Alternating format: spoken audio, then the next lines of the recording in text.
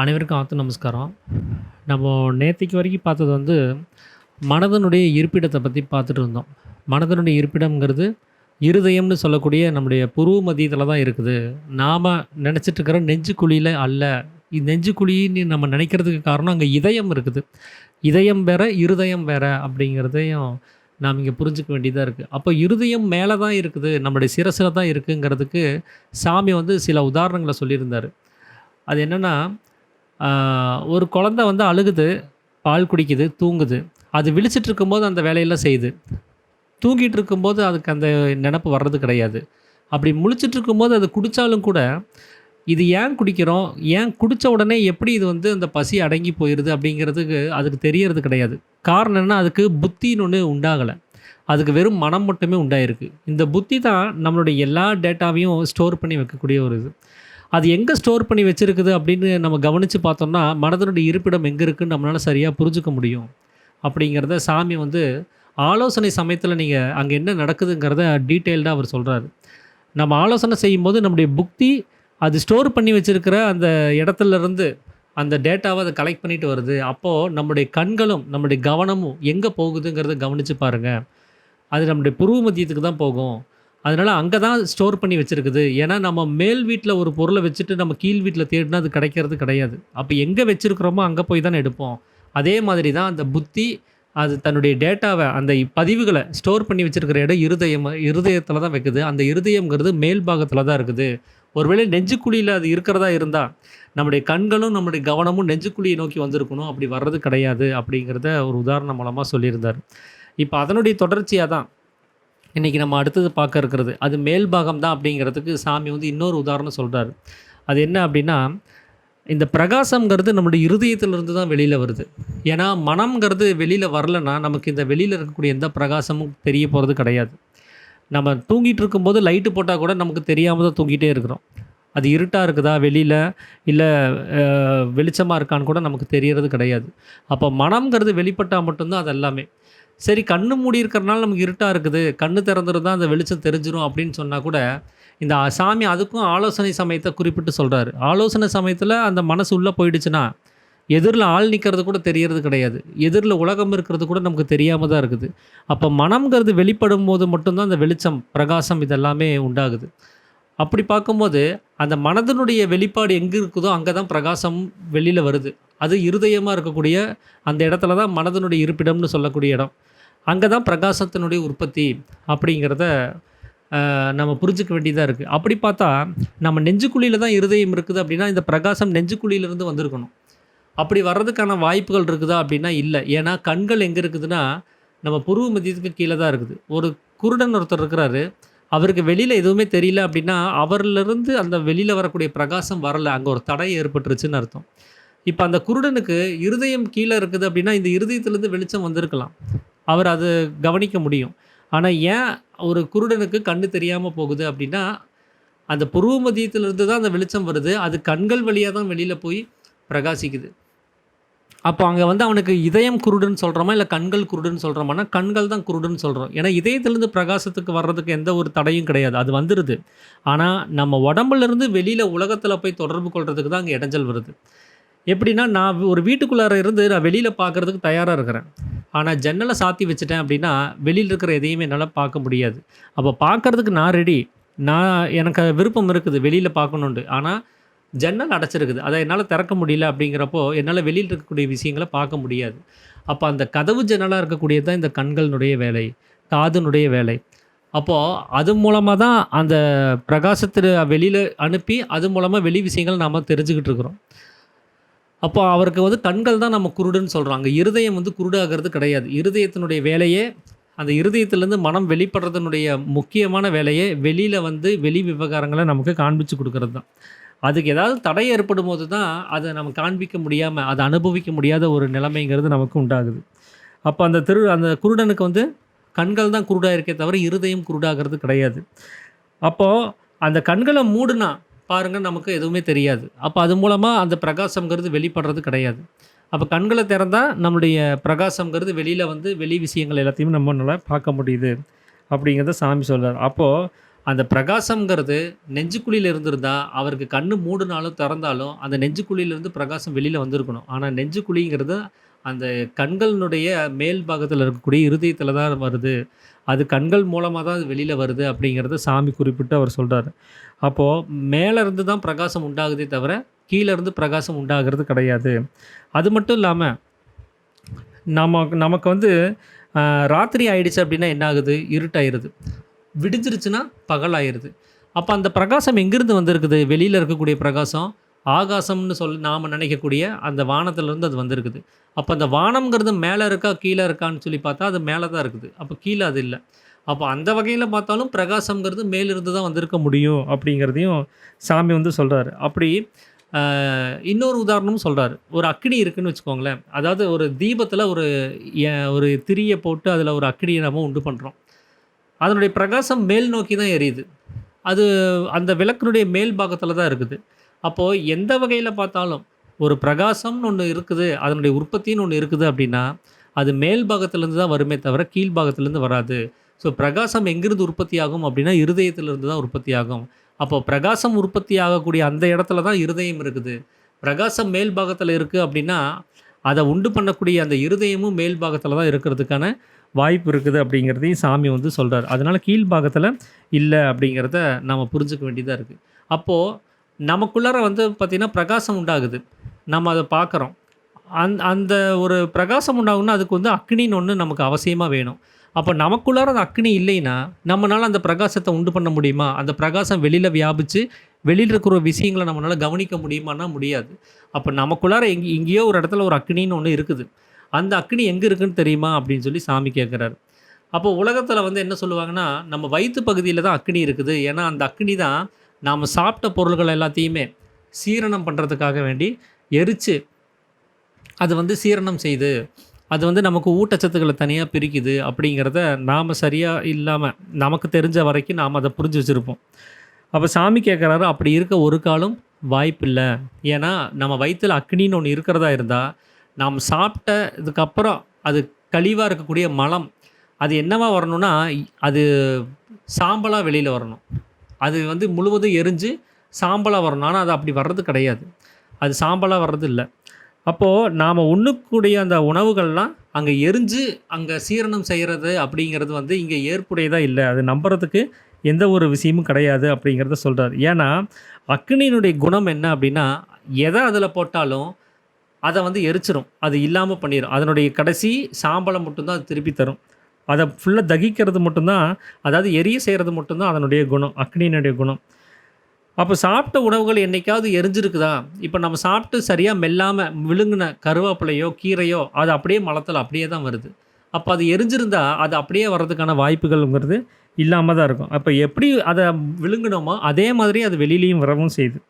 அப்ப அது வந்து மலமா வரும்போது, அது சாம்பலா அது வர்றது கிடையாது. அப்போ அது அக்னி இருந்திருந்தா, அது சாம்பலா தானே வந்திருக்கணும். ஏன்னா, அக்னியினுடைய குணமே அது எதையெல்லாம் போடுறீங்களோ, அது எல்லாத்தையும் சாம்பலாக்குறது தான் அதனுடைய வேலையா இருக்கும். சாம்பலினுடைய குணம் என்ன அப்படின்னு பார்த்தீங்கன்னா, அதில வந்து ஒரு டேஸ்ட் உங்களால பார்க்க முடியாது. அதில வந்து சுவைய அது எடுத்துரும். நீங்க ஸ்மெல் பண்ணி பார்த்தீங்கன்னா, மணம் இருக்காது. அது மணம் அப்படின்னு சொல்லக்கூடிய அந்த இதையும் நறுமணத்தையும் அது எடுத்துரும். அது கெட்ட துர்நாற்றமா இருந்தாலும் சரி, நல்ல வாசனையா இருந்தாலும் சரி, எத நீங்க போட்டாலும் அது இல்லாம பண்ணிரும். அப்போ எல்லாத்தையுமே சுத்தம் சுத்தம் செய்ற வேலைய தான் அந்த அக்னிங்கிறது செய்யுது. மொத்தமும் இல்லாம அது சுத்தமா ஒண்ணும் இல்லாம பண்ணிரும். அதனுடைய மொத்த குணத்தையும் அது நாசம் செஞ்சுரும். ஆனா, நமக்குள்ளார இருந்து வெளியில வரக்கூடிய அந்த மலம்ங்கிறது அதுக்கு ஒரு வாசனை இருக்குது. அதுக்கு ஒரு துர்நாற்றம் இருக்குது. அப்ப அந்த துர்நாற்றத்தோட அது வெளியில வரும்போது, அங்க அது அக்னியினால அது வந்து அ எந்த ஒரு பாதிப்புக்கு இல்லாம தான் வந்திருக்கு. அப்ப அந்த அக்னி இருந்திருந்தா, அது நிச்சயமா அது அந்த துர்நாற்றத்தையும் அது இல்லாம தான் அது செஞ்சிருக்கணும் அப்படிங்கிறதையும் சாமி சொல்றாரு. அது மட்டும் இல்லாம, நாம ஒரு அக்னி குண்டம் உண்டாக்கி, அதில எதெல்லாம் நம்ம போடுறோமோ, அந்த பொருளெல்லாம் ஆ எரிஞ்சோன்னா, அது கண்டிப்பா அது சாம்பலா தான் அது வந்து மாறுது. அந்த மாரி நம்ம வயித்துல இருக்கக்கூடிய எந்த ஒரு பொருள் போட்டாலும் சாம்பலா தான் மாறி இருக்கணும். அப்படி அது மாறாம, அதில பார்த்தீங்கன்னா, சில கிருமி கீடாதிகள் கூட அங்க உற்பத்தியாகி வந்திருக்குது. அந்த புழு இருக்கும். ஏதாவது பூச்சிகள் இருக்கும். அந்த மலத்திலேயே அது வெளியிலேருந்து வரும்போதே அப்படி கூட வருது அப்படிங்கிறதையும் சாமி சொல்றார். நாமளும் பார்த்துருப்போம். வயித்துல இருக்கக்கூடிய பூச்சிகள் வந்து, அது மலம் வழியா வெளியேறத நம்மனால பார்க்க முடியும்.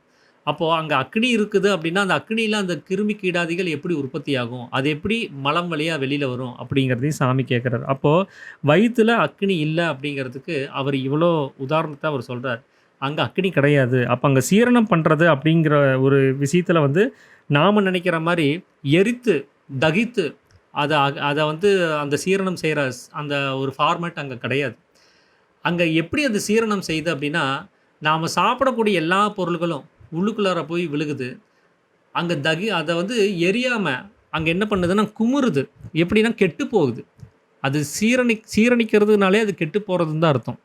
அங்கே இருக்கக்கூடிய பொருட்கள்லாம் கெட்டு அதிலிருந்து தான் வந்து கிருமிகள் உற்பத்தியாகி அதிலிருந்து தான் நமக்கு வந்து ஊட்ட சத்துக்கள்லாம் உற்பத்தி ஆகுது. இது எப்படி இதை நம்ப முடியும் அப்படின்னு கேட்டிங்கன்னா, நாம் சில தாவரங்களுக்குலேருந்து எரு வந்து தயாரிப்போம், உரம் தயாரிப்போம்.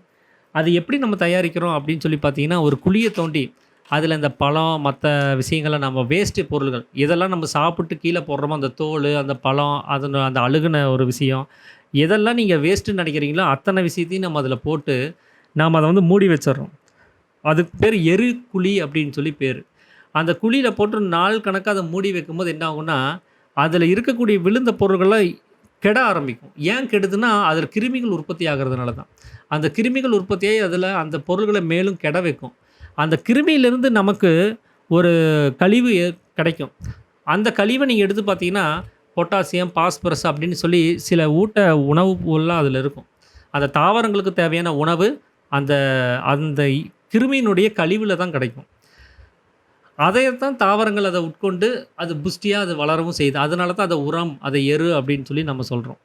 அப்போ அந்த பொட்டாசியத்தையும் பாஸ்பரஸையும் இதுதானே அதுக்கு வேணும், அதை நம்ம டைரெக்டாகவே நம்ம அந்த ஊட்டச்சத்தை கொடுத்துர்லான்னு சொல்லி அந்த பொட்டாசியத்தையும் அந்த பாஸ்பரஸையும் நீங்கள் கொண்டு போய் அதில் கொட்டுனீங்கன்னா அந்த செடிக்கு அது நல்லதாக இருக்கலாம். ஆனால் அது மண்ணுக்கு நல்லதான்னு கேட்டால் அது மண்ணுக்கு ஏற்புடையதான ஒரு விஷயமா இல்லை. எப்படின்னா ஒரு ஊட்டப்பொருளை நாம் நம்மளுடைய சீரணத்தன்மையிலிருந்து நம்ம உடம்புக்கு அது எந்த அளவில் வேணும், எந்த லிமிட்டேஷனில் வேணுங்கிறத அது எடுத்துக்கிட்டால் மட்டும்தான் அது ஆரோக்கியமாக இருக்கும். நாம் அதை ஒரு சயின்டிஃபிக்காக அதை எடுத்துகிட்டு எவ்வளோ பாஸ்பரஸ் இருக்குது, எவ்வளோ பொட்டாசியம் இருக்குதுன்னு கனெக்ட் பண்ணி நாம் அந்த வெளியில் இருக்கக்கூடிய பாஸ்பரஸையும் பொட்டாசியத்தையும் கலந்து அதே அளவில் போட்டாலும் அது எடுத்துக்க முடியாது. அதுக்கு ஒரு உதாரணம் நான் சொல்கிறேன். இப்போ நமக்கு வந்து உடம்பு சரியில்லை, நம்ம ரொம்ப டயர்டாக இருக்கிறோம், நடக்கக்கூட முடியல. உடனே டாக்டர்கிட்ட போகிறோம். அவங்க என்ன பண்ணுறாங்க, உடம்புல தெம்பு கம்மியாக இருக்குதுன்னு சொல்லிவிட்டு குளுக்கோஸ் விடுவாங்க. ட்ரிப்ஸு அந்த உள்ள தொங்கும், நம்ம நரம்பு ஊசி வழியாக அந்த குளுக்கோஸ் வந்து இறங்கும். அந்த குளுக்கோஸ் வந்து நம்ம உடம்புல சீரணம் பண்ணும்போது நமக்கு கிடைக்கக்கூடிய ஒரு பொருள் அது.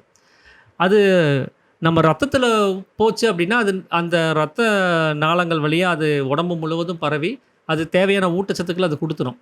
இதே அந்த குளுக்கோஸை நீங்கள் எடுத்து குடிச்சிங்கன்னு வச்சுக்கோங்களேன், அதை திரும்ப சீரண மண்டலத்துக்கு கொண்டு போனீங்கன்னா அது சீரண மண்டலம் அதை ஏற்றுக்காது. அந்த சீரண மண்டலத்துக்கு அந்த குளுக்கோஸுங்கிறது ஏற்புடையதான ஒரு பொருள் கிடையாது. அதனால் அதை குடிக்க முடியாது. அதை நம்ம நரம்பு ஊசி வழியாக ஏற்றிக்கிட்டு வேணால் அதை ஏதாவது செய்யணும்னா செய்யலாம். நமக்கு டெம்பரவரியான ஒரு தெம்பை நம்ம கொண்டு வர்றதுனா கொண்டு வந்துக்கலாம். இதே மாதிரி தான் நாம் இங்கே பண்ணக்கூடிய விவசாயத்தில் டைரெக்டாக அந்த பொட்டாசியத்தையும் பாஸ்பரஸையும் நம்ம போடுறது எப்படி இருக்குது அப்படின்னா, அந்த குளுக்கோஸை நாம் எடுத்து குடிக்கிறதுக்கு சமம். அதனால் எந்த ஒரு ஊட்டச்சத்தும் நமக்கு கிடைக்கிறதில்ல. அந்த ஊட்டச்சத்து எப்படி கிடைக்கணும், அது நாம் மண்ணில் போட்டு ஒரு எருவை உற்பத்தி பண்ணி அந்த எருவில் பூச்சிகள் அதாவது அந்த கிருமிகள் உற்பத்தியாகி அந்த கிருமியினுடைய கழிவுகளில் அந்த ஒரு பொருள் உற்பத்தியாகி வரணும். இந்த ப்ராசஸில் தான் அதுக்கு சரியான ஊட்டம்ங்கிறது கிடைக்கும். அதே மாதிரி தான் நமக்கு அந்த குளுக்கோஸுங்கிறது எப்படி கிடைக்கும்னா, நாம் சாப்பிடக்கூடிய பொருள்களெல்லாம் அந்த நம்மளுடைய உணவு குழாயில் போய் விழுந்து அந்த சீரணம் பண்ணக்கூடிய அந்த இடத்துல அந்த பையில் அது விழுந்து நிறையா பொருள்கள் உள்ளே விழுந்துக்கிட்டே இருக்குது. அதில் ஒரு அமிலம் வந்து அங்கே சேர்ந்து அதோட என்ன பண்ணுன்னா அதை கெட வைக்கும். எப்படி அந்த எரு உற்பத்தி ஆகிறதுக்காக அங்கே விழுந்த எரு குழியில் விழுந்த அந்த பொருள்களெல்லாம் கெட்டு சீரணித்து அதிலிருந்து கிருமிகள் உற்பத்தி ஆச்சோ, அதே மாதிரி நம்ம வயிற்றுக்குள்ளாரையும் நாம் சாப்பிட்ட உணவுலேருந்து கிருமிகள் உற்பத்தி ஆகும். அந்த கிருமியினுடைய கழிவுகள்லேருந்து தான் நமக்கு தேவையான ஊட்டச்சத்துக்கள் கிடைக்கும். அந்த ஊட்டச்சத்தை தான் இந்த உடம்புல இருக்கக்கூடிய எல்லா பகுதிகளுக்கும் இந்த ரத்தம் கடத்திட்டு போகும். இப்படி இருந்தால் மட்டும்தான் அதுக்கு சரியான ஒரு ஊட்டச்சத்துங்கிறது எல்லாத்துக்குமே சரியான அளவில் இருக்கக்கூடிய ஊட்டச்சத்துங்கிறது நமக்கு கிடைக்கும். அது ஜாஸ்தியானாலும் குறைபாடு தான், கம்மியானாலும் குறைபாடு தான். அதனால தான் அளவுக்கு மீறினால் அமிர்தமும் நஞ்சு அப்படின்னு சொல்கிறதுக்கு காரணம். அப்போ ஊட்டச்சத்து எந்த அளவில் இருக்கணும் அப்படிங்கிறத அந்த வயிறு வந்து சரியாக அதை வந்து எடுத்துக்குது, அந்த சீரணம் அப்படின்னு சொல்லக்கூடிய அந்த நிலைமையில். அப்போ அந்த போட்ட பொருள்கள்லாம் அந்த குமுறி, அந்த குமுறுன இடத்துல என்ன ஆகுதுன்னா, குமுறுறதுன்னா எப்படின்னா, ஒண்ணுக்கு ஒண்ணு இடைஞ்சலா அப்படி இருக்கும். இருக்கும்போது அங்க ஒரு வெப்பம் உண்டாகும். அங்க ஒரு உஷ்ணம் உண்டாகும். அந்த உஷ்ணத்த தான் இவங்க வந்து அங்க அந்த உஷ்ணம் உண்டாச்சுனாலே அது அக்னி தான் காரணம்னு நம்ம நெனச்சுக்க வேண்டியதா இருக்கு. அப்ப வயித்துல அக்னி இருக்கு அப்படின்னு எண்றதுக்கான முக்கிய காரணமே, அந்த போட்ட உணவுப் பொருள்கள்லாம் நெருக்கமா குவிஞ்சிருக்கிறதுனால, அங்க ஒரு உஷ்ணம் உண்டாகுது. அந்த உஷ்ணம் அந்த நெருக்கமா குவிஞ்சிருக்கிறதுனால தான் உண்டாச்சு. அங்க அக்னியோ, அங்க ஒரு எந்த ஒரு பொருளும் அங்க கிடையாது. இப்போ ஒரு 10க்கு 10 ரூமுக்குள்ளார ஒரு 4, 5 பேர் இருக்கிறோம் அப்படின்னா, நமக்கு ஒண்ணும் பெருசா தெரியாது. இதே 10க்கு 10 ரூம்ல ஒரு 20 பேர் இருக்கிறாங்கன்னு வச்சுக்கோங்களேன், எவ்வளோ நேரம் நம்மளால இருக்க முடியும்? கொஞ்ச நேரத்தில என்ன ஆகும்னா, உஷ்ணம் அதிகமாக ஆரம்பிச்சுரும். இதே அந்த 10க்கு 10 ரூம்ல 40 பேர் இருந்தாங்கன்னு வச்சுக்கோங்களேன், இன்னும் அதிகமான உஷ்ணம் உண்டாகும். ஏன்னா, அந்த காற்று அ போயிட்டு வர்றதுக்கான அந்த காலி இடம் அங்க இல்லாம போகுறதுனால தான். அது இருந்துச்சுன்னா, அந்த டெம்பரேச்சர அது வந்து அதிகப்படுத்தாது. காற்றினுடைய போக்குவரத்து இல்ல அப்படிங்கிற சூழ்நிலையில, அங்க அந்த இடத்தினுடைய டெம்பரேச்சர் அதிகமாக ஆரம்பிச்சுரும். அந்த டெம்பரேச்சர வந்து சரியான வகையில அத மேனேஜ் பண்றது இந்த காத்துனுடைய வேல. அந்த காலி இடத்துல நிறைஞ்சிருக்கிற காத்து தான் அத வந்து சரியா முடிவு பண்ணுது. அதனால தான் நம்ம வெயில் காலத்துல என்ன பண்றோம், கதவு ஜன்னல்லாம் திறந்து வைக்கிறோம். வெளியில இருக்கிற காத்து உள்ள வரணும், உள்ள இருக்கிற காத்து வெளியில போகணும்னு. அப்போ இங்க சூடா இருக்கக்கூடிய அந்த உஷ்ணமான காத்து வெளியில போயிரணும். வெளியில வந்து குளிர்ந்த காத்தா இருக்கும். ஏன்னா அது காலி இடத்துல இருக்கும். அது உள்ள வரணும். அப்படிங்கிறதுக்காக கதவு ஜன்னல் திறந்து வைக்கிறோம். அப்போ நெறைய உபசம் உண்டாகுறதுக்கான காரணமே, அந்த காற்றினுடைய நடமாட்டம் அங்க இல்லாம போறதுனால தான். அப்படிதான் நாம உணவு குழாயில நம்ம போடும்போது, அந்த உணவு பையில நெறைய பொருட்கள் அங்க போட்டு குமிறி இருக்கும்போது, அந்த காற்று நடமாடுறதுக்கான அந்த எ ஒரு காலி இடம் அங்க இல்லாம போகுது. அந்த இடத்துல வந்து ஒரு உஷ்ணம் வந்து உண்டாகுது.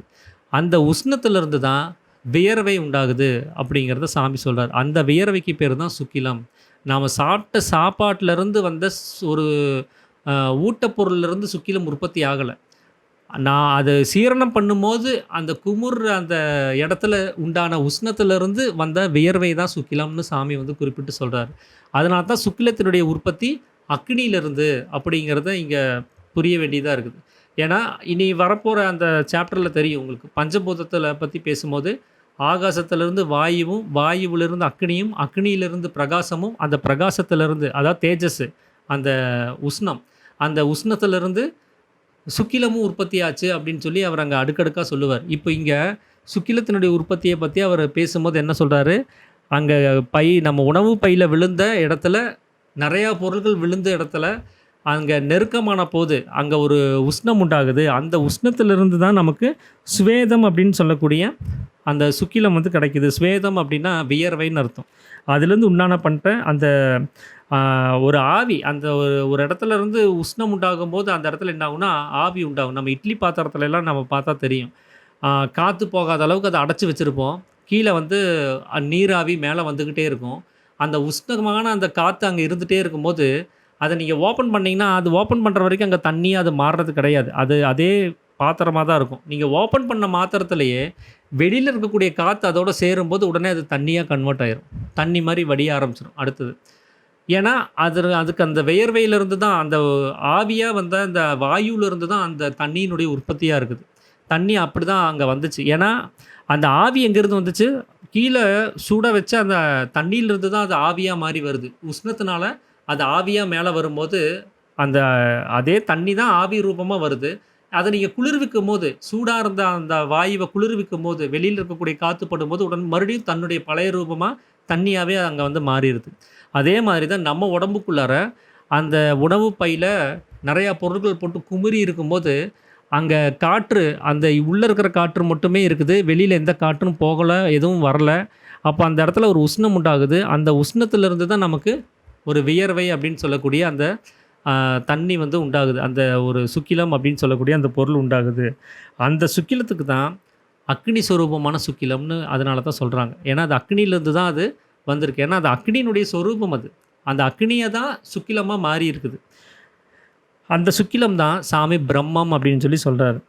இந்த சுக்கிலத்தினுடைய அந்த அந்த உற்பத்திங்கிறது உஷ்ணம்னு ஒண்ணு உண்டாயிடுச்சுனாலே அது வந்துரும். ஏன்னா, எங்கெல்லாம் உஷ்ணம் உண்டாகுதோ, அங்கெல்லாம் அந்த சுக்கிலத்தினுடைய உற்பத்திங்கிறது உண்டாயிரும். அ நீங்க எந்த ஒரு வேலை செய்யும்போது உங்களுக்கு ஒரு உஷ்ணம் உண்டானாலும் கூட, அங்கேயும் சுக்கிலத்தினுடைய உற்பத்திங்கிறது கிடைச்சிரும். இப்போ நம்ம யோகிகள்லாம் உட்காந்து கடும் தவம் புரியிறாங்க. அப்போது ஒரு உடம்புல வந்து ஒரு உஷ்ணம் உண்டாகும். அது உஷ்ணம் உண்டாக சுக்கிலத்தினுடைய உற்பத்தியை அதிகப்படுத்திட்டே போகும். அதை வள்ளலார் என்ன சொல்லுவார்னா, சுத்த உஷ்ணம்னு சொல்லுவார். நாம் மற்ற களைப்பு உடம்பை ரொம்ப களைச்சு ஒரு எக்ஸசைஸ் பண்ணுறோம், ஒரு வேலை செய்கிறோம் அப்படின்னா, அதனால உண்டாகக்கூடிய உஷ்ணம் வந்து அசுத்த உஷ்ணம்னு சொல்லுவார். அதில் வந்து சுக்கிலம் உற்பத்தி ஆகிறது கிடையாது. ஏன்னா அது எல்லா உஷ்ணத்துலேயும் அது உண்டாகிறது கிடையாது. ஒரு சில உஷ்ணங்கள் சுத்த உஷ்ணமாக இருக்குது, அதனால அது கிடைக்கும் அப்படிங்கிறத சொல்கிறார். எக்ஸாம்பிளுக்கு வந்து சொல்லணும்னா, இந்த மனம் வந்து லயிக்கக்கூடிய சம்யோக சமயத்தில் உடம்பு உஷ்ணமாகும்போது அங்கே சுக்கிலத்தினுடைய உற்பத்தி உண்டாகும். நாம் உட்காந்து தவம் பண்ணும்போது மனம் உள்ளுக்குள்ளார லயிக்கிற அந்த நேரத்தில், அப்போது அந்த உடம்புல உஷ்ணம் உண்டாகும்போது அது சுத்த உஷ்ணமாக இருக்கும். அப்பவும் சுக்கிலத்தினுடைய ஒரு ஒரு உற்பத்தி அப்படிங்கிறது அங்கே உண்டாகும். அப்போது இந்த உலகம் அப்படிங்கிறது வந்து இந்த சுக்கிலத்திலிருந்து தான் வெளியில் வந்திருக்குது. இந்த சுக்கிலம் அப்படின்னு சொல்லக்கூடிய மனம் வெளியில் பிரகாசிக்கலைன்னா இந்த உலகம்ங்கிறதே உண்டாயிருக்காது. அதனால தான் பிரம்மாண்ட கடாகம் சுவேத ஜோத்பவம் அப்படின்னு சொல்லி ஒரு ஸ்லோகமே இருக்குது. அது எப்படி அப்படின்னா, நாம் பார்க்கக்கூடிய இந்த உலகம் முழுவதும் இந்த வியர்வையாக இருக்கக்கூடிய சுக்கிலத்திலிருந்து உற்பத்தியானது அப்படின்னு அதுக்கு அர்த்தம். இந்த சுக்கிலத்திலிருந்து தான் அது வருது. அந்த சுக்கிலம் மட்டும் அந்த இடத்துல கிடைக்கல. அந்த குமுறும்போது அந்த அத்தனை பொருளும் குமுறும்போது வெறும் சுக்கிலம் மட்டுமே அங்கே கிடைக்கல. அதோடு சேர்ந்து கரையுள்ள ஒரு பொருளும் கிடைக்குது அப்படிங்கிறத சாமி சொல்கிறார். அதுக்கு பேர் ஸ்ரோனிதம்னு பேர். அதுதான் ரத்தம் அப்படின்னு நாம் சொல்கிறோம். அங்கே கரையுள்ள ஒரு பொருள் அது ஸ்ரோனிதம். கரையே இல்லாமல் பரிசுத்தமாக பிரம்மமாக இருக்கக்கூடிய ஒரு பொருள் அது சுவேதம், அது சுக்கிலம் அப்படின்னு சொல்லி சொல்கிறார். அப்போது நாம் சீரணம் பண்ணக்கூடிய அந்த இடத்துல 2 பொருள்கள் கிடைக்குது. அதில் ஒன்று ரத்தமும் இன்னொன்று சுக்கிலமும் கிடைக்குது அப்படிங்கிறத சொல்கிறார். அப்போது இந்த ரத்தமான ஸ்ரோனிதமும் இந்த வியர்வையாக இருக்கக்கூடிய அந்த சுக்கிலமும் இது 2 சேர்ந்து இருக்கும்போது ஒரு வாயு உள்ளார சேர்ந்துச்சுன்னு வச்சுக்கோங்களேன். அப்போது அங்கே வந்து என்ன ஆகும்னா ஒரு கிருமி உற்பத்தி ஆயிரும். அங்கே ஒரு கிருமி உற்பத்தி ஆகணும்னா 3 விஷயம் வேணும்னு சொல்லி சாமி சொல்கிறார். ஒன்று சுக்கிலம் வேணும், இன்னொன்று ரத்தம் வேணும், அடுத்தது வாயு வேணும். நம்மளுடைய அந்த உற்பத்தியை நீங்கள் எடுத்துக்கிட்டிங்கன்னா, நம்மளுடைய சுக்கிலம்ங்கிறது கர்ப்ப பாத்திரத்தில் போய் விழுகுது. அந்த கர்ப்ப பாத்திரத்தில் இருக்கக்கூடிய அந்த இரத்த கரையுள்ள அந்த இடத்துல தான் அந்த முட்டை, அந்த எக்கு, அந்த கருமுட்டை வந்து உற்பத்தி ஆகுது. அந்த கருமுட்டையில் அந்த ரத்தத்தில் இருக்கக்கூடிய கருமுட்டையில் போய் இந்த சுக்கிலம் விழுகும்போது தான் நம்மளுடைய உற்பத்திங்கிறது. இந்த சுக்கிலம் தானாக போய் அதை விழுகாது. அது விழுகணும்னா இங்கிருந்து ஒரு வாயு அதை தள்ளணும். வாயு தள்ளும்போது அந்த சுக்கிலத்துக்குள்ளார பார்த்தீங்கன்னா முட்டை வடிவத்தில் இருக்கக்கூடிய சுக்கிலத்தில் உள்ளாரையும் வாயு தான் நிறைஞ்சிருக்குது. அந்த வாயு தான் நமக்குள்ளார ஜீவனாக அது இருக்குது. வெளியில் இருக்கக்கூடிய அந்த முட்டை வடிவத்தில் இருக்கக்கூடிய சுக்கிலம் இந்த உடம்பாக மாறி இருக்குது. அப்போது நம்மளுடைய அந்த உற்பத்தியே வந்து கர்ப்ப பாத்திரத்தில் விழுகும்போது ஸ்ரோனிதம்னு சொல்லக்கூடிய அந்த ரத்தத்தில் இருக்கக்கூடிய கருமுட்டையில் சுவேதம்னு சொல்லக்கூடிய சுக்கிலமாக நாம் விழுகிறதுக்கு உள்ளே இருக்கிற வாயு தான் காரணமாகுது. அப்போ அந்த வாயுவும் அந்த சுக்கிலமும் அந்த ஸ்ரோனிதம்னு சொல்லக்கூடிய ரத்தமும் சேர்ந்து தான் நாம் உற்பத்தி ஆனோம். இதே மாதிரி தான் நம்ம வயிற்றுக்குள்ளாரையும் இந்த 3 பொருளும் சேரும்போது அங்கே கிருமி உற்பத்தி ஆயிரும். அதனால தான் மலத்தில் வந்து கிருமிகள் உண்டாகிறதுக்கு காரணம். மலத்தில் கிருமிகள் வர்றதுக்கு அதுதான் காரணம் அப்படிங்கிறத சொல்கிறாரு. அதனால் வயிற்றில் வந்து சுக்கிலம் கிடையாது. அந்த வயிற்றில் வந்து அக்னி கிடையாது. அந்த அக்னியினுடைய அந்த பிரகாசமும் அங்கே கிடையாது. அங்கே ஏன் உஷ்ணம் உண்டாகுதுன்னா அங்கே பொருள்கள் போட்டு குமுறி இருக்கிறதுனால தான். அது ரொம்ப நெருக்கமாக இருக்கிறதுனால அந்த இடத்துல ஒரு உஷ்ணம் சாதாரணமாகவே வரும். ஏன்னா அந்த வாயுவினுடைய நடமாட்டம் அங்கே இல்லாமல் இருக்கிறதுனால. அப்போ அதனால தான் அந்த உஷ்ணம்ங்கிறது உண்டாகுதே தவிர அங்கே அக்னியெல்லாம் கிடையாது அப்படிங்கிறத சாமி வந்து சொல்கிறார். அப்போது நம்ம இந்த உலகத்தில் இன்னொரு உதாரணம் சொல்கிறார். மேலே தான் வந்து இருதயம் இருக்குங்கிறதுக்கு இன்னொரு உதாரணம் சாமி சொல்கிறார். அது என்னென்னா, இந்த உலகத்தில் இருக்கக்கூடிய எல்லா தாவர இனங்களாகட்டும், எந்த ஒரு உயிரினமாகட்டும், தான் உபஜீவனம் செய்கிறதுக்காக உணவுப் பொருள்களை எடுத்துக்கிற இடம் அது எங்கே அப்படின்னு கேட்டிங்கன்னா, மேல் பாகமாக இருக்கக்கூடிய நம்ம வாயில் தான். அப்போ மேல் பாகத்துலேருந்து தான் அந்த உணவுப் பொருளை நாம் எடுத்துக்கிறோம். அந்த மேல் பாகத்தில் உண்டாகக்கூடிய அந்த இடத்துலேருந்து தான் ஊட்டச்சத்து வந்து அதிகமாக நம்ம உள்ளுக்குள்ளார போகிறதுக்கான எல்லா விஷயமும் அங்கே இருக்குது. அது மட்டும் இல்லாமல் ஒரு தாவரம் இருக்குது. அந்த தாவரத்தினுடைய சத்தை வெளியில் இருக்கக்கூடிய சூரியன் வந்து உறிஞ்சி எடுக்கிறார். இலைகள்லாம் காஞ்சு போகிறதுக்கு அதுதான் காரணம். அந்த சத்து உறிஞ்சிட்டாரு அப்படின்னா அந்த இலையில் இருக்கக்கூடிய பச்சையம் காணாமல் போயிடும். அப்போ அது உடனே காஞ்சு போயிடும். அப்போ அதனுடைய சத்தாக இருக்கக்கூடிய அந்த பச்சையத்தை சூரியன் வந்து உறிஞ்சிடுறாரு. அதே மாதிரியே நம்ம வயிற்றுக்குள்ளார சுக்கிலமாக ஒன்று உற்பத்தி ஆச்சு பார்த்தீங்களா? அந்த எல்லா பொருட்களும் போட்டு குமிறி இருக்கும்போது சத்தாக இருக்கக்கூடிய ஒரு சுக்கிலம். அந்த சுக்கிலம் எப்படி புருவ மத்தியத்துக்கு போகுது அப்படின்னா, எப்படி இந்த தாவரங்களினுடைய பச்சையத்தை வெளியில் இருக்கக்கூடிய சூரியன் உறிஞ்சி எடுக்குதோ அந்த சத்தை, அதே மாதிரி நமக்குள்ளாரையும் ஒரு சூரியன் இருக்கிறாரு. அவருக்கு ஆத்ம சூரியன்னு பேரு. அவர் நம்முடைய புருவ மத்தியத்தில இருக்கக்கூடிய ஜீவன் அது. அந்த சூரியன் என்ன பண்றாருன்னா, நம்ம வயித்துல இருக்கக்கூடிய அந்த சுக்கிலத்த உறிஞ்சி எடுக்குறாரு அப்படிங்கிறத சாமி சொல்றாரு. அப்படிதான் வயித்துல உண்டான சுக்கிலம்ங்கிறது. இந்த உடம்புல எந்த இடத்துல சுக்கிலம் உற்பத்தி ஆனாலும், அது உறிஞ்சி எடுக்கிறதுக்கான ஒரு விஷயம்ங்கிறது அங்க நடந்துரும். அது உடனே உற்பத்தி ஸ்தானத்துக்கு உறிஞ்சப்பட்டுரும் அப்படிங்கிறத சாமி சொல்றாரு. இதே மாரி தான் நமக்குள்ளார இருக்கக்கூடிய சூரியன், அதுக்கு பிராணன்னு பேரு. அதனால தான் அதுக்கு உயிர். இந்த ஐயர்கள்லாம் அந்த பாஷையில வந்து அத சேர்த்தி சொல்லுவாங்க. "ஏன்டா என் பிராணன வாங்குற?" அப்படின்னு சொல்லி அந்த வார்த்தைய பேசுவாங்க. பிராணன் அப்படின்னாலே உயிர்ன்னு தான் அர்த்தம். நாம அத வந்து காற்றுன்னு கூட நாம அத எடுத்து வச்சிருக்கிறோம். ஆனா பிராணன் அப்படின்னாலே அது உயிர் தான் அர்த்தம். அந்த உயிர் தான் நமக்குள்ளார ஆத்ம சூரியனா இருக்குது. அந்த சூரியன் தான் வந்து நம்மளுடைய உச்சந்தலையிலிருந்து அந்த நகத்தினுடைய எண்டு வரைக்கும், அது கீழ நம்ம கால் நகத்தினுடைய அந்த அந்த முடியிற வரைக்கும், அந்த கிரகணங்கள் வந்து பரவி இருக்கும் அப்படின்னு சொல்லி சாமி சொல்றாரு. அந்த சூரியனுடைய கிரகணங்கள் அதுவரைக்கும் பரவி இருக்கு. அங்க இருக்கக்கூடிய எல்லா சத்துக்களையும் அதனால உறிஞ்சிக்க முடியும் அப்படிங்கிறதையும் சொல்றாரு. அப்போ அந்த வயித்துல இருந்த பொருள்கள் இப்படிதான் சத்தா இருக்கக்கூடிய பொருள் புருவ மத்தியத்தை நோக்கி ஈர்க்கப்படுகுது. அப்போ அந்த சூரியனா, அக்னி சொரூபமா, பிராணனா இருக்கக்கூடிய அந்த ஆத்ம சூரியன் இருக்கிற இடத்துக்கு பேரு தான் இருதயம்னு பேரு.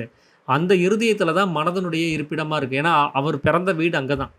எங்க ஜீவன் இருக்குதோ, அந்த ஜீவன்லேருந்து தான் அவர் பிறந்தாரு அப்படின்னா, ஜீவன் இருக்கிற இடத்துக்கு தான் அந்த மனதனுடைய சொந்த வீடு அது. தான் இருக்க வேண்டிய இடம். அதனால தான் அத மனதனுடைய இருப்பிடம் இருதயம் அப்படின்னு சொல்றதுக்கு காரணம். அந்த இடத்துக்கு தான் இருதயம்னு பேரு அப்படிங்கிறத சாமி சொல்றாரு. அப்போ நாம ஆ வெளியில உயிரோடு இருக்கிற வரைக்கும் வெளி விஷயங்கள பார்த்துக்கிட்டு அந்த பிரகாசத்த நாம அனுபவிச்சுட்டு இருக்கிறோம். ஒரு செத்துப்போன பிணத்திற்கு அந்த பிரகாசம் இல்லாததுக்கு காரணம், உள்ள இருக்கக்கூடிய அந்த ஆத்ம சூரியன் இல்லாம போறதுனால தான். நமக்கு அந்த ஆத்ம சூரியன் இருக்கிறனால, அந்த சூரியன்லேருந்து வர்ற பிரகாசத்த தான் நாம அ யூஸ் பண்ணி நம்ம வெளியில இருக்கிற விஷயங்கள நம்ம பார்த்துட்டு இருக்கிறோம். அப்ப ஜீவனாவும், பிரகாசமாவும் தனக்குள்ளார இருக்கக்கூடிய அந்த பொருள் எப்போ நசிஞ்சு போகுதோ, அப்போ அங்க பிரகாசம் இல்லாம போயிருது, அந்த செத்துப்போன பிணத்துக்கு. அப்ப அந்த பிரகாசம்ங்கிறது எங்கிருந்து வந்திருக்குது அப்படின்னா, மேல் பாகத்தில புருவ மத்தியத்திலிருந்து தான். அதனால எப்படி பார்த்தாலும் மேல் பாகத்தில தான் அந்த இருதயம்ங்கிறது இருக்குது. அங்க தான் ஆகாசம்ங்கிறது இருக்குது. அங்க தான் சூரியன்ங்கிறது இருக்குதுங்கிறத நாம வெளியிலேயும் நம்மளுடைய பிரதிபலிப்பா இருக்கக்கூடிய வெளி விஷயங்களையும் உங்களால பார்க்க முடியும். நமக்குள்ளார இருக்கக்கூடிய சிரசுலயும் அத நீங்க உள்ளுக்குள்ளார போனீங்கன்னா கவனிக்க முடியும் அப்படிங்கிறத சாமி சொல்றாரு. அப்போ நமக்கு மேல இருக்கக்கூடிய அந்த இடத்துக்கு தான் ஆகாசம்னு சொல்றது. அந்த ஆகாசம்ங்கிறது அதிகமா பிரகாசிக்கிறதும், மேலே இருக்கக்கூடியதும் 2வது காண முடியாததும் சொல்லி ஒரு டெஃபினிஷன் குடுக்குறாங்க. ஆகாசம்னா என்ன அப்டின்னா, அது மேல இருக்கும். பிரகாசத்த குடுக்கக்கூடிய ஒரு இடமா இருக்கும். அத காண முடியாது அப்டிங்கிறதையும் ஒரு டெஃபினிஷன வந்து குடுக்குறாங்க. ஆகாசம்னா என்ன அப்டின்னா. ஏன்னா, நீங்க ஆகாசத்த முழுவதும் உங்களால பாத்துற முடியாது அப்டின்னா, நீங்க வெளியில இருக்கக்கூடிய விஷயத்த நாம கவனிச்சு பார்க்குறோம். ஓ! ஆகாசத்த பார்க்க முடியாதுன்னா, ஆகாசம்ங்கிறது இந்த பிரபஞ்சம் அது. இது பூமிய தாண்டியும் அது இருக்கும். சூரிய குடும்பத்த தாண்டி இருக்கும். பால்வெளி மண்டலத்த தாண்டியும் அது இருக்கும். அப்படிங்கிறதெல்லாம் நாம கற்பனை பண்ணிட்டு இருப்போம். அதனால தான் அப்படி சொல்றாங்கன்ட்டு. ஆனா சாமி சொல்றாரு, நம்மளுடைய சிரசு தான் ஆகாசம். அந்த சிரச நீங்க எத்தனை கோணத்துல நீங்க கண்ணாடிகள வச்சாலும் சரி, மேல, கீழ, சைட்ல, பின்னாடி, முன்னாடி அப்படின்னு நீங்க எத்தன கோணங்கள்ல கண்ணாடிய வச்சு நீங்க பார்த்தாலும், உங்களால ஒருமித்து அந்த முழு அந்த சிரசையும் உங்களால பார்க்கவே முடியாது அப்படிங்கிறத சாமி சொல்றாரு. ஒரே நேரத்தில அந்த முழு சிரசையும் உங்களால பார்க்க முடியாது. அதனால தான் நமக்கு வந்து அந்த ஆகாசம்ங்கிறது அ முழுவதும் தெரியாதது அப்படிங்கிறது சொல்றதுக்கு காரணம் அப்படிங்கிறத சொல்றாரு. அப்போ அந்த ஒருத்தன் செத்து போயிட்டான் அப்படின்னா, வெளியில இருக்கக்கூடிய அந்த ஆகாசத்த தான் நாம புரிஞ்சுக்க வேண்டியது இருக்குன்னா, வெளியில இருக்கக்கூடிய ஆகாசமும், சூரியனும் அவனுக்கு இருக்கவே செய்யுது. ஒரு செத்துப்போன பிணம் வெளியில கிடக்குது. ஆனா மேல பார்த்தீங்கன்னா, ஆகாசமும், சூரியனும் இருக்கு. அப்ப அந்த பிணத்துக்கு ஏதாவது பிரகாசம் உண்டாயி அதுக்கு தெரிஞ்சிருக்கணும்ல அப்படின்னு சொல்லி சாமி கேட்குறாரு. ஏன் அந்த பிணத்துக்கு தெரியலன்னா, வெளியில இருக்கக்கூடிய ஆகாசம்ங்கிறது அந்த பிணத்தினுடைய பிரதிபலிப்பு அது. அந்த பிணம் இல்லாம அது ஜீவன் இல்லாம அது பிணமாகும்போது, அவருக்கு அந்த ஆகாசமும், சூரியனும் அவருக்கு கிடையாது. எனக்கு இருக்குது. நான் பார்க்குறேன். அந்த பிணத்தையும், அந்த ஆகாசத்தையும், சூரியனையும் நான் தான் பார்க்குறேன். ஆனா, அந்த பிணத்தினால பார்க்க முடியாது. காரணம் என்னன்னா, அந்த பிணத்துக்கு அந்த 2மே இல்லாம போகுது. அதனால தான் அவருக்கு பிரகாசம்ங்கிறது கிடைக்கிறதில்ல. அப்ப நம்மளுடைய இருக்கக்கூடிய அந்த சிரசு தான் இங்க ஆகாசமா இருக்குது. அப்போ அந்த ஆகாசத்திலிருந்து தான் சப்தமும் உண்டாகுது அப்படின்னு சொல்லி சொல்றாங்க. அப்ப பிரகாசமும், சப்தமும் ஆகாசத்திலிருந்து தான் கிடைக்குது அப்படின்னு சொல்றாங்க. இப்போ நாம பேசுறது எங்கிருந்து அப்படின்னா, நம்ம புருவ மத்தியத்துக்கு கீழ வந்து பார்த்தீங்கன்னா, குதம்னு ஒரு பகுதி இருக்கும். அந்த குதத்திலிருந்து தான் நமக்கு இந்த சப்தம்ங்கிறது வருது. நமக்கு மூக்கு அடைச்சிருச்சுன்னு வச்சுக்கோங்களேன் மேல, நாம் நினைக்கிறோம் வாய் அசையுது, நாக்கு அசையுது, இதுதான் பேசுது அப்படின்னு சொல்லி. இது மூலமா அது வெளியில வருது. இது ஒரு வெளியில வர்றதுக்கான ஒரு வாசல் தான் அது. அது எந்த தொனியில வரணுங்கிறத அது அது வந்து கொஞ்சம் ஆல்டர் பண்ணுது, இந்த நாக்குங்கிறது. ஆனா மத்தபடி சப்தம் உண்டாகிறது எங்க அப்படின்னு கேட்டீங்கன்னா, நமக்கு அந்த அண்ணாக்குக்கு மேல இருக்கக்கூடிய குதம்னு ஒரு பகுதியில தான். அது சரியா அந்த மூக்குனுடைய தொடக்கத்துக்கு நேர் பின்னாடி. கண்களினுடைய அந்த 2 கண்களுக்கு மத்தியில வந்து அந்த மூக்குனுடைய நுனி தொடங்கும். அதுக்கு நேர் பின்னாடி தான் குதம் அப்படின்னு சொல்லக்கூடிய அந்த இடம் இருக்குது. அந்த குதத்தில இருந்து தான் நமக்கு சப்தம் உண்டாகுது. இப்ப நமக்கு மூக்கு அடைச்சிருச்சுன்னா நம்ம வாய்ஸ் என்னவாகும்? அ அவனுக்கு சரியா கேட்க முடிய மாட்டேங்குது அப்படின்னு சொல்றாங்க. மூக்குல சத வளர்ந்துருச்சு. அவரால பேச முடியாது. நீங்க மூக்க அடைச்சு வச்சுக்கிட்டு நீங்க பேசி பாருங்க, உங்க வாய்ஸ் எப்படி இருக்கும்னு. அப்போ அங்க சப்தத்தினுடைய தொனி எப்படி வரணுங்கிறத அ அங்கிருந்தே தீர்மானிக்கப்படுது. அந்த குதத்திலிருந்து தான் அந்த சப்தம்ங்கிறது அங்க எழுப்பப்படுது அப்படிங்கிறத சாமி சொல்றாரு. அதனால தான் ஆகாசத்திலிருந்து சப்தம் உண்டாகுது அப்படின்னு சொல்றதுக்கு காரணம். அப்போ நமக்கு ஒரு சப்தம் உண்டாகணும் அப்படின்னா நமக்கு வந்து ஜீவன் இருக்கணும். அந்த ஜீவன் தான் சலிச்சு வெளியில வரும்போது சப்த ரூபமா வெளியில வருது அப்படின்னு சொல்றாரு. அப்போ நம்மளுடைய சடத்த வந்து சாமி ஒரு உதாரணம் சொல்றாரு. ஒரு மாடி வீடா ஒப்பிட்டுக்கோங்க. ஒரு மாடி வீடா இருக்குது அப்படிங்கிறத நெனச்சுக்கோங்க. நமக்குள்ளார இருக்கிற அந்த வீட்ல இருக்கக்கூடிய அந்த கதவு ஜன்னல்கள் தான் நாம பார்க்கக்கூடிய கண்களும், மூக்கு, வாயி, இந்த காது இது எல்லாமே கதவு ஜன்னல்கள் தான். ஏன்னா, அங்கிருந்து தான் உள்ள இருந்தே தான் நம்ம வெளி விஷயங்கள கவனிச்சுட்டு இருக்கிறோம். நம்ம வெளியில வந்து அத கவனிக்கல. இந்த ஜன்னல் கதவு வழியா தான் நம்ம வெளி விஷயங்கள நம்ம பார்த்துட்டு இருக்கிறோம். இந்த ஜன்னல் கதவ மூடிட்டீங்கன்னா, உங்களுக்கு எதுவும் தெரியாது. இல்ல பார்க்கறதுக்கு ஆள் அங்க இல்லைனாலும் உங்களுக்கு எதுவுமே தெரியாது. அப்போ இந்த மேல் வீடா இருக்கக்கூடிய அதாவது கழுத்துக்கு மேல அது மேல் வீடுன்னும், கழுத்துக்கு கீழ கீழ் வீடும் அப்படின்னு சொல்லி 2 விஷயத்த வச்சுக்கிட்டு, நீங்க மேல் அடுக்குல பிரகாசத்த உண்டு பண்றீங்க. ஒரு விளக்க பத்த வைக்கிறீங்க. கதவு ஜன்னல ஓப்பன் பண்ணி விடுறீங்க. அந்த வெளிச்சம் என்ன ஆகும்னா, வெளியில வீதி வரைக்கும் வரும். அந்த வெளிச்சத்தினுடைய விஷயம் வெளியில வரும். இதே கீழ் வீட்ல எந்த கதவு ஜன்னலும் கிடையாது. நம்ம மார்பு பகுதியில ஏதாவது கதவு ஜன்னல் இருக்கான்னா இல்ல. அப்போ அந்த பகுதியில ஒரு விளக்க பொருத்துறீங்க. இப்ப மேல் வீட்டுக்கு அந்த பிரகாசம் மேல போகிறது கிடையாது. ஆனா கீழ மட்டும் தான் அந்த பிரகாசம் இருக்கு. இப்ப வெளியில வந்து பாருங்க, உங்களுக்கு ஏதாவது வெளியில பிரகாசம் உண்டாயிருக்குமா? வெளி விஷயங்கள்ல ஏதாவது வெளிச்சம் வருமா? அப்படின்னு கேட்டா வராது. ஏன்னா, நம்மளிலிருந்து பிரகாசம் வெளியில வியாபிக்கணும் அப்படின்னா, அங்க கதவு ஜன்னல்கள் வேணும். அந்த கதவு ஜன்னல்கள்ங்கிறது நம்மளுடைய மேல் பாகமா இருக்கக்கூடிய சிரசுல தான் இருக்கே தவிர, கீழ் பாகமா இருக்கக்கூடிய நெஞ்சுக்குழியில கிடையாது அப்படிங்கிறதையும் சாமி வந்து சொல்றாரு. அப்போ எந்த வகையில பார்த்தாலும் நம்மளுடைய மேல் தட்டுங்கிறது தான் நம்மளுடைய இருதயமா இருக்குது. நம்மளுடைய நெஞ்சு பகுதிங்கிறது இருதயம் அல்ல அப்படிங்கிறத சாமி வந்து விளக்கம் வந்து குடுக்குறாரு. அப்போ ஒரு சடத்த வந்து ஒரு விளக்குக்கு சாமி வந்து ஒப்பிட்டு ஒரு உதாரணம் சொல்றாரு. எப்படின்னா, இந்த சடமா இருக்கக்கூடிய இந்த உடம்ப ஒரு விளக்கா அவர் வந்து கற்பனை செய்ய சொல்றாரு. அந்த விளக்குல வாயு அப்படின்னு சொல்லக்கூடிய ஒரு எண்ணெய ஊத்தி, அதில மனம் அப்படின்னு சொல்லக்கூடிய ஒரு திரிய வச்சு, அதில ஆத்மா அப்படின்னு சொல்லக்கூடிய ஒரு தீபத்த எரிய விட்டோம் அப்படின்னா, அது பிரகாசிக்குது. அப்படிதான் நம்மளுடைய இந்த விளக்குங்கிறது. இந்த உடம்புக்குள்ளார வாயுங்கிற அந்த ஒரு தைலம் இருக்குது. அதாவது எண்ணெய் இருக்குது. அந்த எண்ணெய் தீர்ந்து போச்சுன்னா, அந்த திரி இருக்கலாம், அங்க அக்னி இருக்கலாம். ஆனா, அந்த எண்ணெய் இருக்கிற வரைக்கும் தான் அதனால எரிய முடியும். அங்க அந்த விளக்கு அப்படியே தான் இருக்கும். அந்த எண்ணெய் தீர்ந்து போனாலும் விளக்கு அப்படியே இருக்கும். திரி பாதியில அணைஞ்சு போயிருக்கும். அங்க பிரகாசம் இல்லாம போயிருக்கும். ஏன்னா, அக்னி அணைஞ்சு போயிருக்கும். ஏன்னா, எண்ணெய் தீர்ந்து போச்சுன்னு அர்த்தம். அப்ப அந்த வாயு தான் இந்த திரி மூலமா, மனம் அப்படின்னு சொல்லக்கூடிய திரி மூலமா அந்த ஆத்மாவ பிரகாசிக்க செஞ்சுட்டு இருக்குது அப்படிங்கிறத சாமி வந்து சொல்றாரு. அதனால தான் அந்த சிவனை வந்து திரிலோசன் அப்படின்னு சொல்றாங்க. விருப்பாச்சன் திரிலோசன்னு சொல்றதுக்கு காரணம். ஏன்னா, அவரு இந்த 3 ரூபத்திலயும் சேர்ந்து தான் அவர் செயல்படுறாரு. அகங்காரமாவும், மனசாவும், ஜீவனாவும் சேர்ந்து தான் அவர் வேலை செய்றாரு. அதில அந்த அகங்காரம்னு சொல்லப்பட்டது இந்த அந்த விளக்கு. அந்த விளக்கு தண்டு. அந்த தண்டு இல்லைன்னா, திரி ஒரு இடத்துல வைக்க முடியாது. அந்த திரி அதில தான் நின்னுட்டு இருக்குது. அப்ப இந்த உடம்புல தான் மனம்ங்கிற ஒரு விஷயம், இந்த அகங்காரமா இருக்கக்கூடிய உடம்புல தான் இந்த மனம் நின்னுட்டு இருக்குது. அந்த மனம் ரூபமா தான் வாயு வெளியில வந்து அது வந்து பிரகாசிக்க ஆரம்பிக்குது. அந்த வாயு தான் அந்த மனத புடிச்சுக்கிட்டு அது வெளியில தள்ளுது. அப்போ அங்க ஆத்மா அப்படின்னு சொல்லக்கூடிய ஒரு பொருள் அங்க இருக்கணும் அப்படின்னா, அதுக்கு இந்த வாயுங்கிறது ரொம்பவும் அவசியம் அப்படிங்கிறத சாமி வந்து சொல்றாரு.